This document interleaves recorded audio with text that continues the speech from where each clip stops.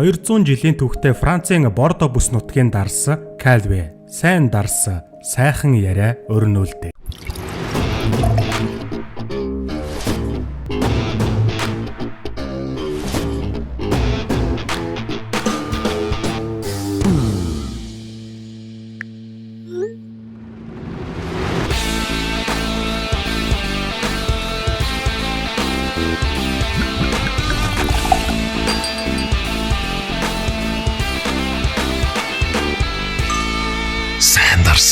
Сайхан яриа өрнүүлдэг.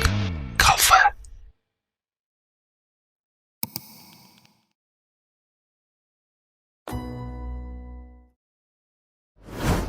Киноны маань үйл явдал Иранд амьдарч байгаа 9 настай хүүгийн талаар өгүүлнэ. Али өөрийн дүү Захрагийнхаа ягаан гутлыг гуталчнаар янздуулж байгаагаар кино эхэлнэ. Урагдсан гутал нь тэдний гэр бүлийн санхүүгийн байдал хүндхэн байгааг илтгэнэ. Тэдний аав гэр бүлийнхээ цорын ганцаа тэжээгч нь бөгөөд сүмд цайны үйлчлэгчээр ажилладаг. Али дүүхээ гутлыг засуулсныхаа дараа хүнсний ногоо авахаар хүнсний дэлгүүрт очив.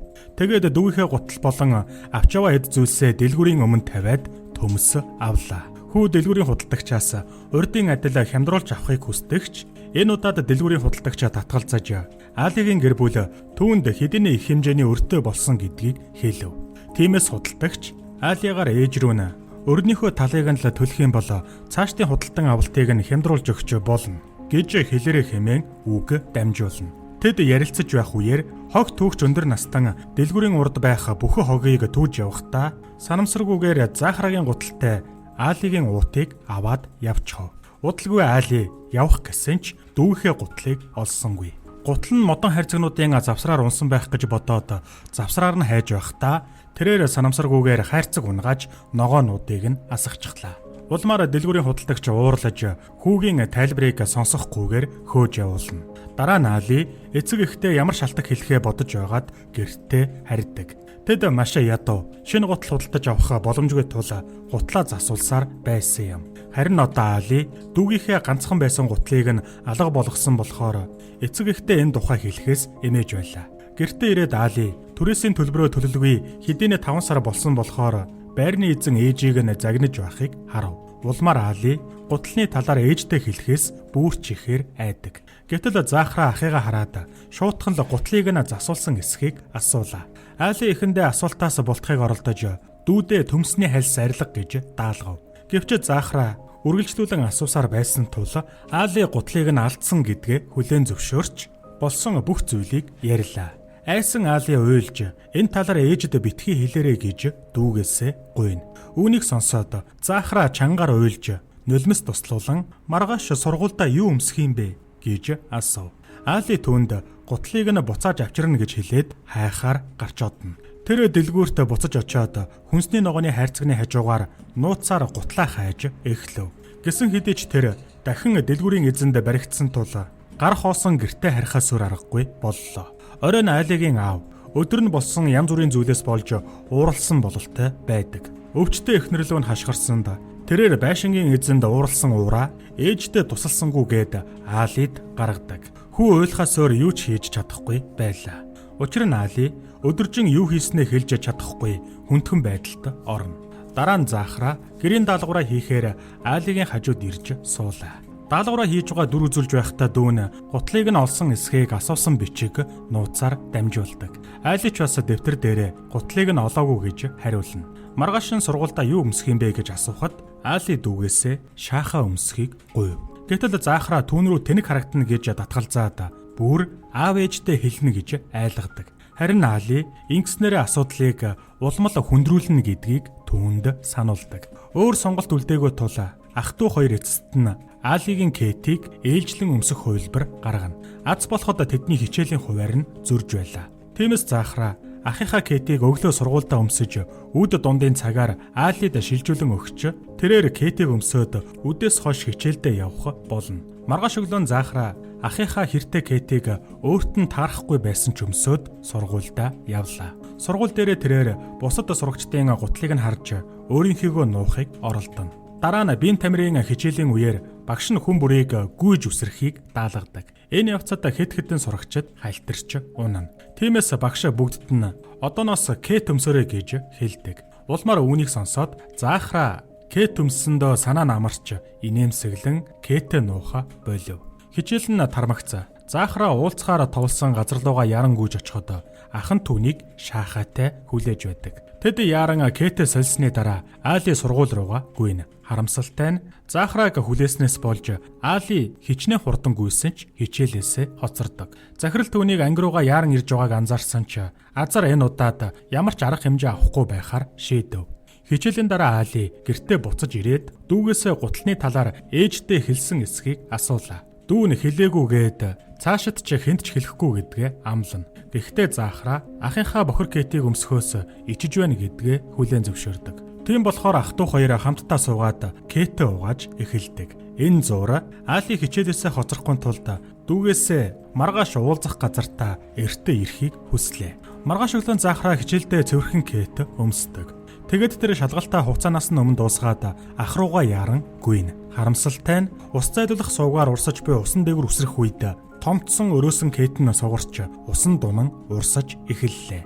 Заахра сандарч Кэтнийхээ араас гүйсээр эцэст нь чулуун суугны доор Кэт нь гацна. Тэгээд Кэтэ авчиж чадахгүй Заахра модны дэргэд өвдөг сөгдөн уйлж эхлэв. Азар нэг настан түүнийг анзаарч түүнд Кэтийг нь уснаас гаргаж авахт нь тусалдаг. Ингээд өрөөсөн Кэт нь нойтон байгаа Заахра ахтайгаа уулзахад ах нь түүнийг хоцорлоо гэж загнана. Охин түүнд юу болсныг хэлж өөрт нь томцсон Кэтийг нь өмсөхийг хүсэхгүй байгаагаа хэлв. Тиймээс Заахра Алиг өөрийнхөө Кэтийг албадан өмсүүлсэн гэж ээж аавдаа хэлнэ гэж айлгана. Айсан Али дүүдээ энэ тухай хэлж болохгүй. Учир нь аав нь хэдийнэ өрөнд орсон болохоор түүнд шинэ гутал авч өгөх боломжгүй гэдгийг дахин сануулна. Ингээд гутлаа сольсны дараа Али сургууль руугаа яран очсон ч дахин хоцорлоо. Энэ удаад түүнийг захирал нь барьж аваад ахиж хоцорвол Алиг хичээлд оруулахгүй гэж зэмлэв. Ар араасаа асуудал ургах амьдралыг туулж явахдаа Али хичээл дээрээ сайн мэдээ сонссноор баг зэрэг баяртай болно. Багш нь түүнийг шалгалтанд хамгийн өндөр оноо авсан хэмээн магтаж алтлаг үзгээр шагнадаг. Дараа нь Али гэртээ харих замдаа дүү нь ууртай байхыг олж харав. Тэр гутлыг нь алдсандаа уучлалт гуйж мөн түүнийг баярлуулахын тулд шагнуулсан үзгээ түүнд бэлэг болгон өгдөг. Улмаар дүү нь бэлгийг баяртайгаар хүлээж авснаар асуудал багч гисэн намжина. Заахра нэг өдөр сургууль дээр хичээлийн өмнө очролж байхдаа гэнэт алга болсон ягаан гутлыг нь Роя гэх сурагч өмссөн байхыг анзаарчээ. Дараа нь Заахра Рояг гэрлүүн нууцаар дагдаг. Үүнээс болж тэр уулзах ёстой газараа хоцорч ирснээр Али дахин хичээлээсээ хоцороход хүрлээ. Үүний үр дүнд захирал түүнийг загнаж аавыгаа авчирч уулзвал хоцорч байгаа талаар чинь ярилцсан гэв. Аз болоход энэ бүхнийг Алигийн ангийн багш анзаарч захиралтай ярилцахаар очлоо. Багш хүүд дахин нэг боломж олгохыг ятгахж түүнийг ангидаа сурлагаараа тэргүүлэгч гэдгийг нь дурдна. Үдээс хойш Заахра ягаан гутлаа авна гэж найдан ахыгаа Роягийн гэрт дагуулan ирэв. Гэвч тэд очиод Роягийн гэр бүл ядуу төдийгүй аав нь хараагүй болохыг ойлгоно. Улмаар ах トゥ хоёр тэднийг өрөвдөөд Роягаас ягаан гутлаа авалгүй гэртээ гарах усан буцахаар шийдэв. Нөгөөтэйгүр Алигийн аав илүү их мөнгө олохыг хичээж сүмд байдаг нэг найзаасаа цэцэрлэгжүүлэлтийн багаж зээлж авдаг. Сургуулийн амралтын үеэр Али болон түүний аав цэцэрлэгжүүлэлтийн үйлчилгээ үзүүлэхийн тулд хойд Тегераны баян хорооллыг зорин очлоо.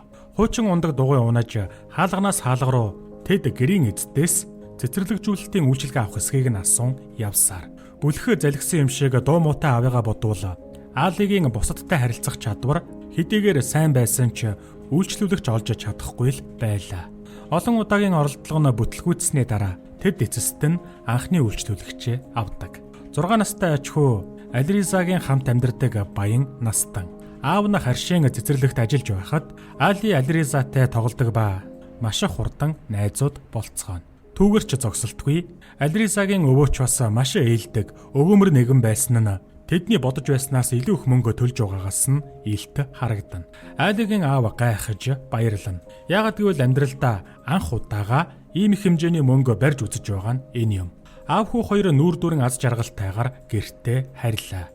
Аав нь харих замдаа амьдралаа хөнгөвчлөхийн тулд гэр ахуйн захилгаан хэрэгсэл худалдаж авахыг санал болгов. Энэ завшааныг ашиглаад Али түүнээс дүүдээ шинэ гутал авч өгөхийг гуйхад аав нь зөвшөөрдөг. Гэвч аз жаргалтай мөчөө удаан үргэлжилсэнгүй. Дугуйных нь тормос эвдэрснээр аав нь ослоор бэртдэг. Ундаг дугуйн мөн эвдэрч тэд гэрлүүгээ замын унаагаар явхаас өөр аргагүй боллоо. Дараагийн дүр зурагт сургуулийн амралт дуусч хичээл оржээ. Сургууль цугларах үеэр нэг багш удахгүй сургуулиудыг хамарсан 4 км-ийн гүйлтийн уралдаан болно гэж мэдэгдэв. Хуучин урагдсан Кэттэн улмаас Али хол зайд гүйж чадахгүй тул тэрээр энэ уралдааныг сонирхгүй байгаа бололтой. Гэсэн хэдий ч тэр шагналын жагсаалтыг сонсоод тэр даруй бодлоо өөрчилдөг. 3 дугаар байрны шагнал нь шинэ пүүз байлаа. Али үнийг дүүдээ шинэ пүүз авч өгөх боломж гэж үзээд биеийн тамирын багш дээр очиж нэрээ бүртгүүлнэ. Үүний дараа багш түүнийг шалгаж үзэхэд гайхмаар нь хүү маш хурдан гүйж байлаа. Яагад гэвэл гүүх нь Алигийн хувьд өдөр тутмын амьдралынх нь шаардлага. Ингээд багш нь ихэд гайхсан ба түүнийг сургуулаа төлөөлөх сурагчдын нэгээр сонгодог. Али дараа нь гэртээ харж дүүдээ энэ сайхан мэдэг хуваалцав. Тэрээр уралдаанд 3 дугаар байранд орж түүнд шинэ пүүз авчирна гэж амладаг. Эцэст нь тэмцээний өдөр ирж маш олон сурагч уралдааны замд гарахаар цугларч байгаа нь харагдана. Алич мөн адил хуучин урагдсан Кэттэйгээ иржээ. Удалгүй уралдаан эхэлж хүн болгон хүүхдүүдэд дэмжинэ. 3 дугаар байранд орохоор шийдсэн Али Кэттэн түүнд хүндрэлтэй байгааг үл харгалзан аль болох хурдан гүйдэг. Гүйж байхдаа тэрээр өдөр бүр сургуулиасаа гүйж ирэн Кэт сольдог дүүгийнхээ тухай бодно.